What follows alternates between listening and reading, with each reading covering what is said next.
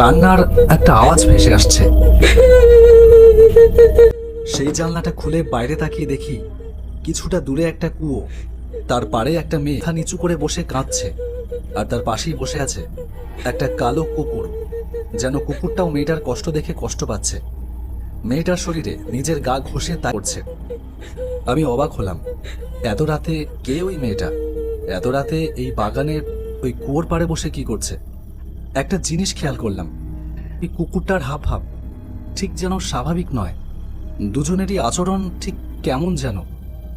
ভাবলাম একবার বাইরে গিয়ে দেখে আসা দরকার। যদিও বনমালী কাকা বাইরে যেতে বারণ করেছিল, তবুও কেন জানি না বাইরের দিকে এগিয়ে গেলাম। দরজা খুলে মেয়েটা হঠাৎ করে মাথা উঁচু করে আমার দিকে তাকায়। উফ, কি ভয়ানক দৃশ্য! মেয়েটা হঠাৎ করে দাঁড়িয়ে পড়ল, দাঁড়ালো না, ঠিক যেন শূন্যে ভেসে রইল। তার ভাসতে থাকা শরীরটা দেখেই আমার শরীরে রক্ত যেন জল হয়ে গেল।